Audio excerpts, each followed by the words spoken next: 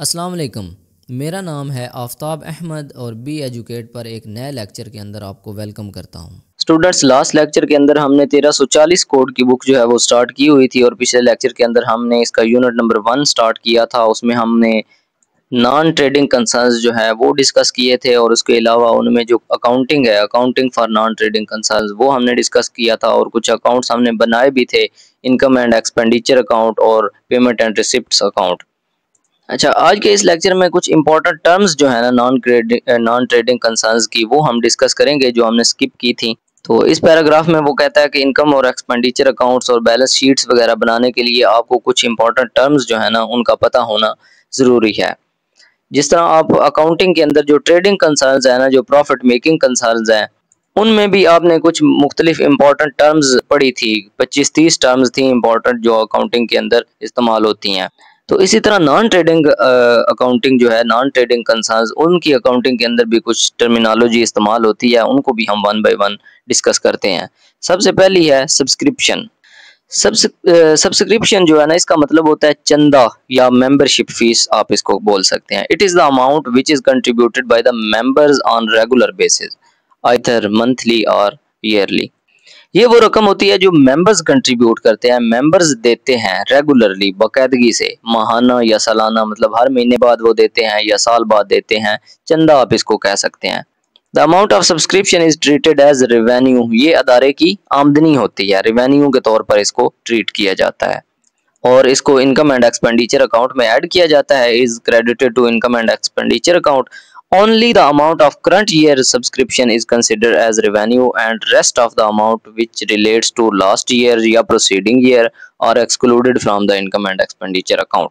अच्छा, अब जो अमाउंट इस साल की होगी, करंट ईयर की जो सब्सक्रिप्शन होगी ना, वो सिर्फ रेवेन्यू के तौर पर शामिल होगी, उसको शामिल किया जाएगा, कंसिडर किया जाएगा। जो रेस्ट ऑफ अमाउंट है, यानी बाकी जितनी भी सब्सक्रिप्शन की अमाउंट होगी ना, चाहे वो लास्ट ईयर की हो, पिछले साल की हो, या प्रीसीडिंग ईयर, आने वाले फ्यूचर ईयर की हो, आने वाले साल की हो, तो उसको एक्सक्लूड कर दिया जाता है, उसको इनकम एंड एक्सपेंडिचर अकाउंट के अंदर हम शामिल नहीं करेंगे। सिर्फ और सिर्फ इसी साल की चंदा की रकम को आमदनी में शामिल किया जाता है। ये बात हमने याद रखनी है। सब्सक्रिप्शन क्या है, चंदा या मेंबरशिप फी क्या है, जो मेंबर्स पे करते हैं। मेंबर्स देते हैं रेगुलरली, रेगुलर बेसिस पर, मंथली देते हैं या एनुअली देते हैं, और इसको रेवेन्यू के तौर पर ट्रीट किया जाता है। इसको इनकम एंड एक्सपेंडिचर अकाउंट में ऐड किया जाता है। सिर्फ करंट ईयर की जो सब्सक्रिप्शन है उसको ऐड किया जाता है, बाकी जो लास्ट ईयर की है या प्रीसीडिंग ईयर की है उसको एक्सक्लूड कर दिया जाता है, उसको इंक्लूड नहीं किया जाता। इसके बाद है जी लिगेसी। लिगेसी कहते हैं वरासती अतिया को, वरासत। This amount or property is received by any non-trading concerns as per the will of deceased persons and is capitalized by the recording on the liabilities side of the balance sheet। अच्छा, ये वो रकम है, ये वो amount है, रकम है या कोई प्रॉपर्टी है, जायदाद भी हो सकती है, जो कि एक डिसीज्ड पर्सन यानी जो मरा हुआ शख्स है, फर्द, अपनी वफात के वक्त वो अतिया कर जाता है या अपनी वसीयत के मुताबिक, as per the will of the deceased person, उस बंदे की विल के मुताबिक, उसकी ख्वाहिश, उसकी जो वसीयत है, विल वसीयत को बोलते हैं, उसकी वसीयत के मुताबिक जो किसी अदारे को दी जाती है, कोई प्रॉपर्टी है या कोई अमाउंट है, इसको हम लिगेसी बोलते हैं। ठीक है, अमाउंट या property received by non trading concerns, किसी भी नॉन ट्रेडिंग कंसर्न्स जो भी अदारा है उसको मिलती है, as per the will of deceased person, जो फर्द जिसकी वफात हुई है ना, फौत शुदा बंदा, उसकी वसीयत के मुताबिक किसी भी अदारे को जो चीज़ मिलती है, ये लेगेसी होती है और इसको बैलेंस शीट की लायबिलिटी साइड पे ऐड किया जाता है। It is one time receipt, ये वन टाइम रिसिप्ट है, यानी ये रकम सिर्फ एक बार की आमदनी होती है, and non recurring in the nature, और इसने दोबारा रिपीट कोई नहीं होना होता। ज़ाहिर बात है, वो बंदा जब फौत हुआ उसने एक ही दफ़ा फौत होना था, तो एक ही दफ़ा उसकी विल है, उसकी जो वसीयत है वो एक ही दफ़ा की है, तो ये वन टाइम रिसिप्ट है। Sometime a portion of legacy is transferred to income and expenditure account and is treated as revenue। बाज़ औक़ात इसका थोड़ा सा हिस्सा जो है ना वो हम इनकम एंड एक्सपेंडिचर अकाउंट में भी लेकर जा सकते हैं और उसको आमदनी के तौर पर भी ट्रीट किया जा सकता है, लेकिन बेसिकली ये वन टाइम रिसिप्ट है। क्या ये किसी फौतशुदा आदमी की वसीयत के मुताबिक किसी भी अदारे को जो रकम या जो प्रॉपर्टी मिलती है उसको हम लिगेसी बोलते हैं, और इसको बैलेंस शीट की लायबिलिटी साइड पे रिकॉर्ड किया जाता है। वन टाइम रिसिप्ट है, रिकरिंग नहीं है, रिपीट नहीं होगी। बाज़ औक़ात इसको इनकम एंड एक्सपेंडिचर अकाउंट में भी लिख सकते हैं रिवेन्यू के तौर पर, इसका कुछ पार्ट जो है। अच्छा जी, इसके बाद है जी डोनेशन। डोनेशन भी अतिया, it is the amount which is collected by non trading concerns from the members and general public. अच्छा, ये मेंबर्स जो डोनेट करते हैं या जनरल पब्लिक जो आम आवाम डोनेट करती है, कुछ भी दे देती है किसी अदारे को, इसको हम डोनेशन बोलते हैं। इसकी दो टाइप्स होती हैं, एक होती है जनरल डोनेशन, दूसरी होती है स्पेशल डोनेशन। जनरल डोनेशन ये होती है, it is the amount which is not contributed for any specific purpose, then it may be treated as revenue or capital. ये वो आमदनी होती है अगर इसका कोई मखसूस मकसद ना हो, इस डोनेशन का, इस अतिया का कोई मखसूस मकसद ना हो, जनरली दे दी जाए, अमूमन दे दी जाए। मतलब इरादा ये हो कि देने वाले का इरादा ये हो कि ये किसी अच्छे काम पर ही लगेगी। अब वो मखसूस काम क्या है जिस पर ये लगेगी, उसका कोई उसके ज़हन में ना हो, तो इसको हम जनरल डोनेशन बोलेंगे। और ये रिवेन्यू भी हो सकता है, कैपिटल भी हो सकता है। अब रिवेन्यू किस केस में हो सकता है और कैपिटल किस सेंस में हो सकता है? If the amount is small it will be treated as revenue. अगर ये छोटी अमाउंट होगी ना, कोई छोटी रकम होगी, तो इसको हम रिवेन्यू के तौर पर ट्रीट करेंगे और रिकॉर्ड करेंगे credit side of income and expenditure account, और इनकम और एक्सपेंडिचर अकाउंट जो है ना उसके अंदर हम इसको लिखेंगे। But if the amount is large, लेकिन अगर ये अमाउंट ज्यादा होगी, बहुत ज्यादा रकम होगी, then it will be capitalized, फिर इसको हम कैपिटल तस्वर करेंगे, इसको हम कैपिटल के तौर पर ट्रीट करेंगे and will be recorded on the liability side of the balance sheet, और फिर इसको बैलेंस शीट की लायबिलिटी साइड पे लिखेंगे। ये बात आपने याद रखनी है। जनरल डोनेशन है क्या? ये वो अमाउंट है जिसके पीछे कोई स्पेसिफिक पर्पज नहीं होता। ये रिवेन्यू भी हो सकती है, कैपिटल भी। अगर स्मॉल अमाउंट है तो रिवेन्यू ट्रीट होगी और क्रेडिट साइड पर लिखी जाएगी इनकम एंड एक्सपेंडिचर अकाउंट में, और अगर लार्ज अमाउंट होगी तो कैपिटल ट्रीट होगी और लिखी जाएगी बैलेंस शीट की लायबिलिटी साइड पे। इसके बाद है स्पेशल डोनेशन। स्पेशल डोनेशन ये खास अतिया होता है अगर ये किसी खास मकसद के लिए हो, जैसे किसी इमारत की तामीर या कोई असासा खरीदना हो। If the amount of donation is collected for the specific purpose, किसी मखसूस मकसद के लिए डोनेशन जो की जाती है उसको स्पेशल डोनेशन बोलते हैं। मिसाल के तौर पर कंस्ट्रक्शंस हैं, किसी इमारत की तामीर है, परचेज ऑफ एसेट्स है, असासा वगैरह खरीदना हो, then it will be capitalized only, फिर ये सिर्फ कैपिटल तस्वर होती है, ठीक है, इसे सिर्फ सरमाया माना जाता है। And will be recorded on the liability side of balance sheet, और ये लायबिलिटी साइड पे लिखी जाती है बैलेंस शीट की। जिस तरह ये वाली जो जनरल डोनेशन है वो अगर ज्यादा मिकदार में हो, ज्यादा अमाउंट हो, तो बैलेंस शीट की लायबिलिटी साइड में लिखी जाती है।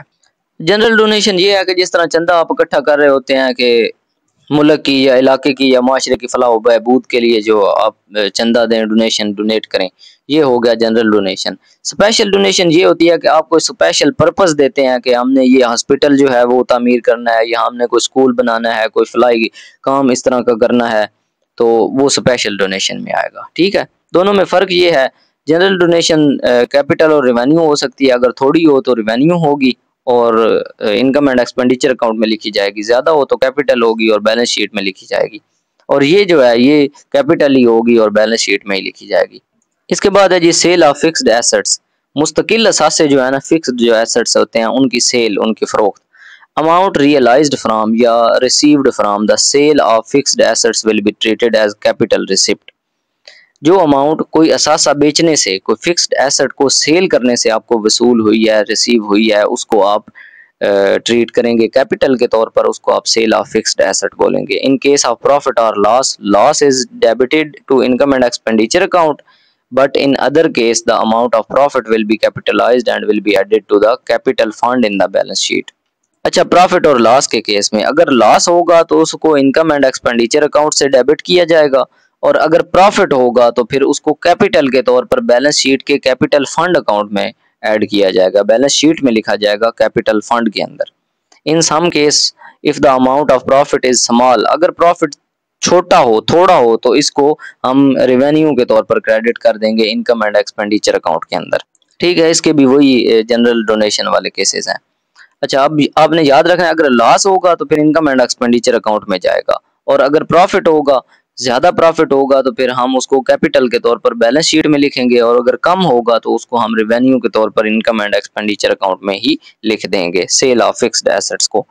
मतलब कोई फर्नीचर, कोई गाड़ी, कोई इमारत वगैरह आप उसकी फ़रोख्त करते हैं उस अदारे की नॉन ट्रेडिंग कंसर्न्स की, तो उसके बदले में जो आपको अमाउंट मिलेगी वो सेल ऑफ फिक्स्ड एसेट्स है।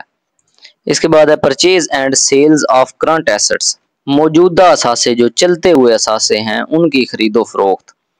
Purchase and sales of current assets बोलते हैं जो इस साल के अंदर जो मतलब परमानेंट एसेट्स नहीं होते, जैसे है जी न्यूज़पेपर, स्पोर्ट्स मटेरियल, खेलों का सामान है, अखबार हैं, स्टेशनरी वगैरह है, इनको ट्रीट किया जाता है रेवेन्यू आइटम्स के तौर पर, आमदन के तौर पर इनको ट्रीट किया जाता है। Hints it will be recorded on the debit side of income and expenditure account when purchased. जब ये खरीदे जाते हैं तो इनकम एंड एक्सपेंडिचर अकाउंट की डेबिट साइड पे लिखे जाते हैं। व्हेन सोल्ड, जब ये बेचे जाते हैं तो ट्रीटमेंट विल बी रिवर्स, तो इनको इसके उल्ट ट्रीट किया जाता है। मतलब क्या है, ये इनकम एंड एक्सपेंडिचर अकाउंट की क्रेडिट साइड पे लिखे जाएंगे, उल्ट का ये मतलब है। जब खरीदे जाते हैं तो डेबिट साइड पे लिखे जाएंगे और जब बेचे जाएंगे तो उसके उल्ट इसको क्रेडिट साइड पे लिखा जाएगा। इसके बाद है जी लाइफ मेंबरशिप फी, यानी जिंदगी भर की मेंबरशिप फी। If the amount of membership is paid once for the entire life instead of paying periodically, then such amount is usually treated as capital receipt and will be recorded on the liability side of the balance sheet। अच्छा, life membership fee जो है ना, ये वो membership है, वो donation है जो कि कोई मेंबर, मतलब मेंबरशिप फी किसी मेंबर नहीं देनी है ना, जो मेंबर्स डोनेट करते हैं। तो अगर कोई फर्द एक ही बार में पूरी जिंदगी के लिए वो मेंबरशिप अदा कर दे तो उसको कैपिटल रिसिप्ट के तौर पर ट्रीट किया जाएगा और उसको लायबिलिटी साइड पे बैलेंस शीट के अंदर लिखा जाएगा। मतलब जो मेंबर्स देते हैं, हर महीने उन्होंने देनी होती है डोनेशन या हर साल डोनेशन देनी होती है, जो किसी भी अदारे के मेंबर बन जाते हैं तो फिर वो सब्सक्रिप्शन फीस देते हैं हर महीने या हर साल पीरियडिकली। तो पीरियडिकली देने की बजाय कोई एक बंदा पूरी जिंदगी के लिए दे दे, इकट्ठी कोई रकम दे दे, तो वो कैपिटल के तौर पर आपने ट्रीट करनी है और लायबिलिटी साइड पे लिखनी है बैलेंस शीट के अंदर। At the end of each year a small portion of such amount is treated as revenue, और हर साल के आखिर पर इसका थोड़ा थोड़ा हिस्सा जो है वो आमदनी माना जाएगा। और बाज़ औक़ात समटाइम्स अगर लाइफ मेंबरशिप फी जो है वो थोड़ी हो, स्मॉल अमाउंट हो, फिर हम उसको एज अ होल रेवेन्यू के तौर पर ट्रीट करेंगे और इनकम एंड एक्सपेंडिचर अकाउंट के अंदर रिकॉर्ड करेंगे। अगर ज़्यादा होगी तो बैलेंस शीट में हम लिखेंगे और हर साल उसका थोड़ा थोड़ा पोर्शन जो है ना वो रेवेन्यू के तौर पर ट्रीट किया जाता रहेगा। ओके जी। इसके बाद एंड वाली टर्म है कैपिटल फंड, सरमाया फंड। कैपिटल सरमाए को बोलते हैं ना, सरमाया fund. Amount invested by the owners in profit concerns is known as capital, whereas in non-trading concerns the amount contributed by the members is known as capital fund। अच्छा, अब उसने दो तारीफें यहाँ पे बता दी हैं। वो कहता है कि प्रॉफिट मेकिंग कंसर्न्स जो है ना, ट्रेडिंग कंसर्न्स, उनमें ओनर्स जो इन्वेस्टमेंट करते हैं ना, जो रकम इन्वेस्ट करते हैं, उस इन्वेस्टमेंट को हम कैपिटल बोलते हैं।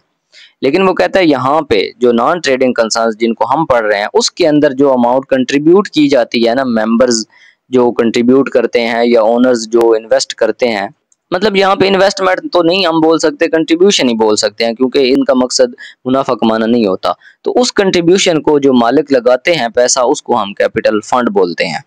और इनको मालिक भी नहीं हम बोल सकते, कंट्रीब्यूटर बोल सकते हैं, मेंबर बोल सकते हैं। ठीक है, मेंबर्स जो रकम देते हैं या लगाते हैं किसी भी नॉन ट्रेडिंग कंसर्न्स के अंदर, नॉन ट्रेडिंग अदारे के अंदर, ऑर्गेनाइजेशन के अंदर, उसको कैपिटल फंड बोलेंगे।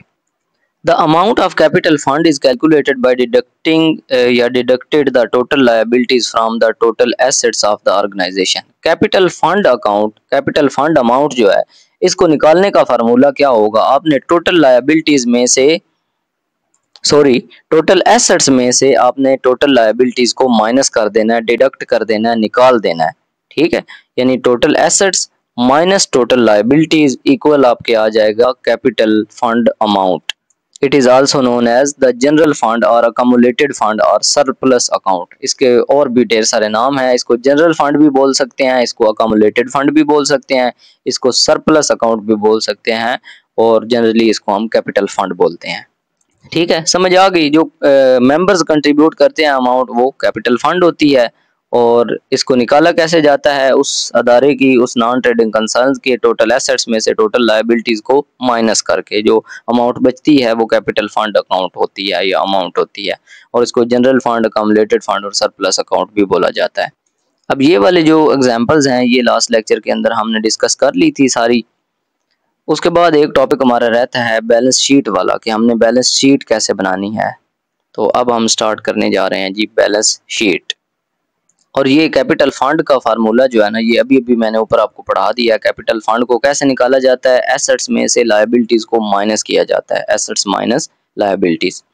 अब बैलेंस शीट क्या है, पीछे दो किस्म के अकाउंट्स हम पढ़ चुके हैं, इनकम एंड एक्सपेंडिचर अकाउंट और रिसिप्ट एंड पेमेंट अकाउंट्स। अब balance sheet is the statement that shows the financial position of any organisation. Balance sheet एक ऐसी स्टेटमेंट है जो किसी भी ऑर्गेनाइजेशन की, किसी भी अदारे की फाइनेंशियल पोजीशन जो है ना, यानी माली हालत, वो हमें जाहिर करती है, वो शो करती है। Like the commercial organisations, it is prepared by non trading concerns to ascertain the assets and liabilities of any entity। तो जो कमर्शियल अदारे हैं ना, जो ट्रेडिंग कंसर्न्स है, उन्हीं की तरह लाइक कमर्शियल या like trading concern, it is also prepared by non trading concern. ये नॉन ट्रेडिंग कंसर्न्स भी बनाते हैं ट्रेडिंग कंसर्न्स की तरह, ताकि वो अपने एसेट्स और लायबिलिटीज जो है ना वो चेक कर सकें। It is also prepared in the same manner as followed by the trading concern. और ये बनाई भी उसी तरीके से जाती है जिस तरह ये ट्रेडिंग कंसर्न्स के अंदर बनाई जाती है। The only difference is that capital account is replaced with the accumulated fund या कैपिटल फंड। सिर्फ फर्क ये है जो हम ऊपर पढ़ चुके हैं। कैपिटल फंड में हमने पढ़ा है ना कि वहां पे जो अमाउंट इन्वेस्टमेंट होती है उसको कैपिटल बोलते हैं, और यहाँ पे जो अमाउंट कंट्रीब्यूट होती है इसको कैपिटल फंड बोलते हैं। तो इसी तरह वहां पे जो कैपिटल वाला अकाउंट होता है उसको कैपिटल अकाउंट बोला जाता है, लिखा जाता है। यहाँ पे उसको हम रिप्लेस कर देंगे कैपिटल फंड से, कैपिटल अकाउंट को कैपिटल फंड में हम लिखेंगे। The capital fund is obtained, और ये कैपिटल फंड कैसे ऑब्टेन किया जाता है ये हम ऊपर पढ़ चुके हैं कि deducted the liabilities from the assets. हम एसेट्स में से लायबिलिटीज को माइनस करते हैं तो कैपिटल फंड आ जाता है। अब यहाँ पे है जी हमारे पास एक एग्जाम्पल 4, जिसमें हमने बैलेंस शीट बनाना सीखना है कि बैलेंस शीट डाटा से हम कैसे बनाते हैं। Following information is provided by Lahore nursing society. एक लाहौर नर्सिंग सोसाइटी है, उसके लिए ईयर एंड जो है वो 30 जून 2020 को हुआ है। तो आपको कहा गया है you are required to prepare income and expenditure account. एक तो आपने इनकम एंड एक्सपेंडिचर अकाउंट बनाना है, और दूसरा आपने बैलेंस शीट बनानी है इस डेट के लिए।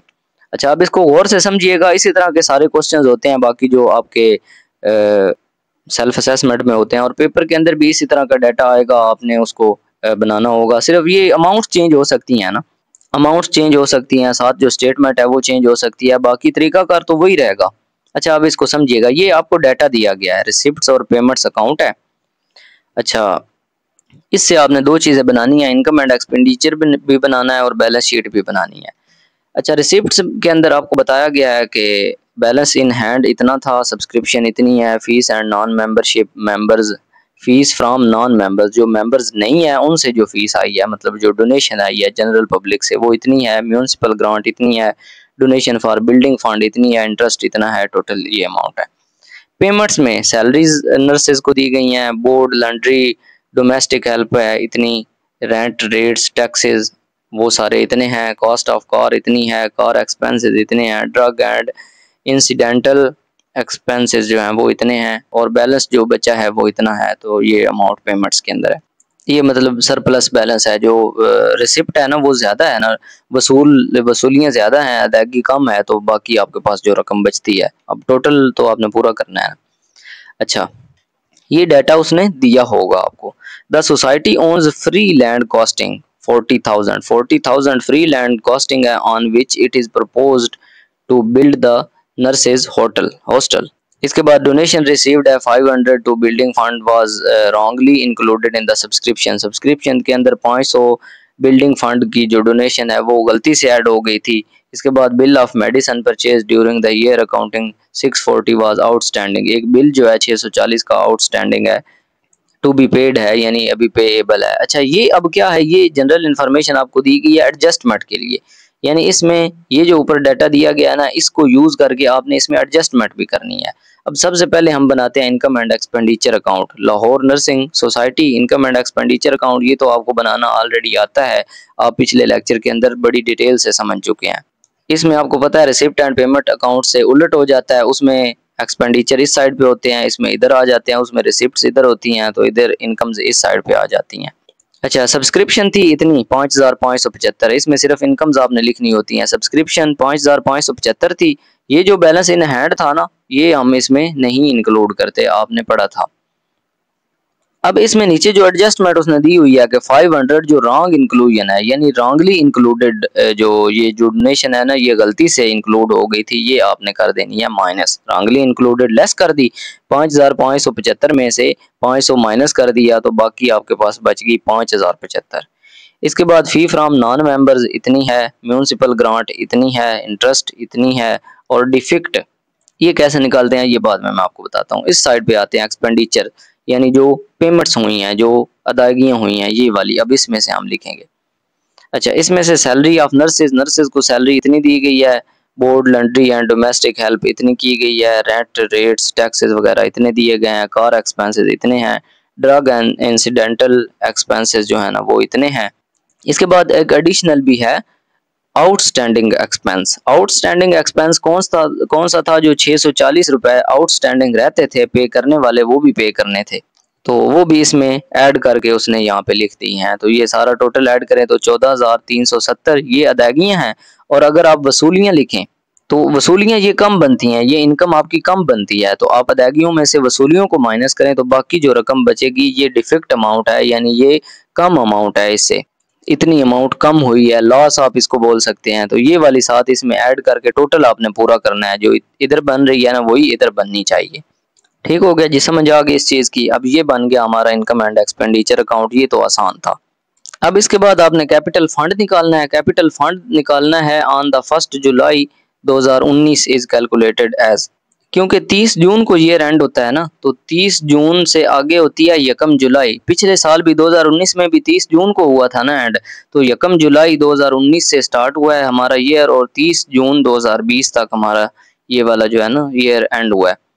इसलिए 1 जुलाई 2019 तक जो ऊपर जो कैपिटल फंड था। एसेट्स कितने थे? कैश इन हैंड आपको पता है 10,050 है, और फ्री जो लैंड ऊपर उसने बताई है वो 40,000 की है। हॉस्टल बनाने के लिए 40,000 की लैंड है, तो कैपिटल फंड कितना बन जाएगा? इन दोनों को ऐड करें, ये एसेट्स बन गए। एसेट्स हमारे बन गए 50,050।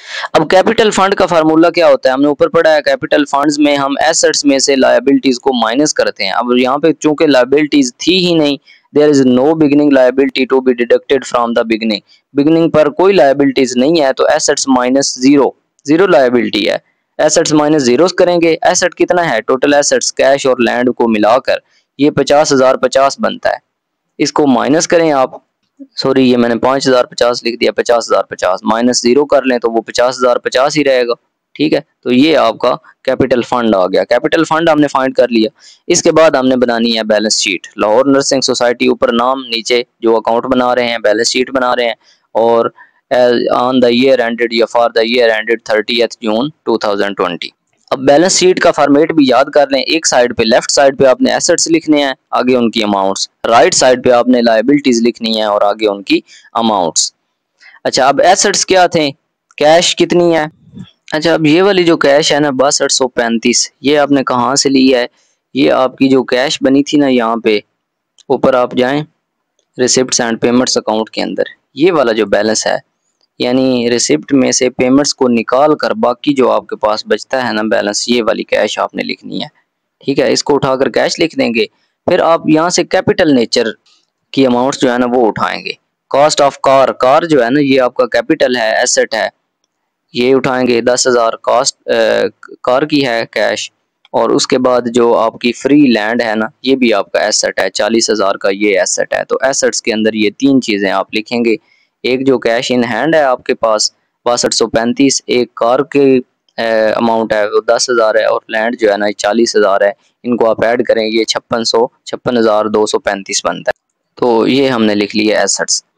लाइबिलिटीज में आपने बिल्डिंग फंड लिखना है। बिल्डिंग फंड आप ऊपर जाएंगे तो आपको मिल जाएगा 7800 है, उसमें ओमिशंस ऐड करें, यानी जो गलती से अमाउंट ऐड हो गई थी ना वो भी डालें लाइबिलिटीज के अंदर। 500 वो ऐड करें तो ये 7800 और 500 8300 बनता है।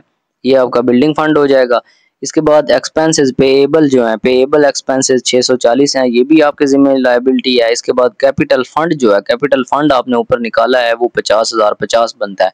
उसमें से डिफेक्ट अमाउंट जो है ना वो माइनस कर दें। जो ऊपर इनकम एंड एक्सपेंडिचर के अंदर आपको डिफेक्ट अमाउंट शो हो रही है ना, ये वाली 2755, ये इस कैपिटल फंड में से माइनस कर दें। डिफेक्ट कैपिटल फंड में से माइनस करने से 47,295 बनता है। और आपका जो बिल्डिंग फंड है 8300 है और एक्सपेंसेस पेएबल 640 है, इनको ऐड कर लें, ये भी 56,235 बनता है और ये भी 56,235। तो ये हमारी बैलेंस शीट बन गई। बड़ी आसान है, एक तरफ एसेट्स लिख देने हैं, दूसरी तरफ लायबिलिटीज लिख देनी है। लायबिलिटीज में एक्सपेंसेस पेएबल जो होंगे वो आएंगे और बिल्डिंग फंड वगैरह आएगा और इसके अलावा कैपिटल फंड जो है ना वो भी आएगा। अब उम्मीद है आपको बैलेंस शीट की समझ आ गई होगी कि बैलेंस शीट कैसे बनानी है। इसके बाद नेक्स्ट एग्जांपल है, ये आप ऑलरेडी इस तरह की एग्जांपल्स कर चुके हैं। फैसलाबाद ह्यूमन केयर सेंटर है, उसके बारे में आपको डाटा दिया गया है, ये सारी इन्फॉर्मेशन दी गई है। इसको यूज करके आपने क्या करना है, रिक्वायर्ड क्या है, you are required to prepare receipt and payment account. पहले इसको रिसिप्ट एंड पेमेंट्स अकाउंट में तब्दील करें, मतलब इनमें से रिसिप्ट्स को अलहदा कर दें, पेमेंट्स को अलहदा कर दें, सिंपल काम है। दूसरा काम क्या करें, रिसिप्ट्स एंड पेमेंट्स अकाउंट को यूज करके इनकम एंड एक्सपेंडिचर अकाउंट बनाएं। बड़े ही आसान है, इनकम एंड एक्सपेंडिचर अकाउंट आपने बना देना है। तो नीचे सोल्यूशन आपको दिया गया है, रिसिप्ट्स एंड पेमेंट्स अकाउंट, ये आपने चेक कर लेनी है किस तरह रिसिप्ट्स और पेमेंट्स को अलग-अलग किया गया है। फिर ये आपने देख लेना है कि इसको यूज करके किस तरह इनकम एंड एक्सपेंडिचर अकाउंट बनाया है। एक्सपेंडिचर इस साइड पर लेकर आ गए, इनकम से इस साइड पर लेकर आ गए हैं। तो बड़ा आसान है, इसको रट्टे नहीं लगाना है, इसको समझ कर करना है, जैसे आपको समझ आता है उस तरह आपने इसको कर देना है। तो यहाँ तक हमारा ये वाला जो यूनिट है ना ये एंड हो जाता है। इसके बाद नेक्स्ट लेक्चर के अंदर इंशाल्लाह इसका जो नेक्स्ट एक्सरसाइज है, सेल्फ असेसमेंट क्वेश्चंस, उनको हम डिस्कस करेंगे। और अगर आपको इस तरह के तमाम वीडियो लेक्चर्स इस बुक के चाहिए हों तो आप हमसे व्हाट्सएप पर कांटेक्ट कर सकते हैं। व्हाट्सएप नंबर आपको इस वीडियो के एंड पे भी मिल जाएगा और इस वीडियो के डिस्क्रिप्शन के अंदर भी मिल जाएगा। उम्मीद करता हूँ आपको इस लेक्चर की अच्छे तरीके से समझ आ गई होगी। इस लेक्चर से रिलेटेड अगर आपका कोई भी क्वेश्चन हो तो आप इजीली स्क्रीन पर दिए गए व्हाट्सएप नंबर पर पूछ सकते हैं। हमसे जितना हो सका हम आपको फैसिलिटेट करने की पूरी कोशिश करेंगे। मिलते हैं नेक्स्ट लेक्चर के अंदर। अल्लाह हाफिज़, टेक केयर।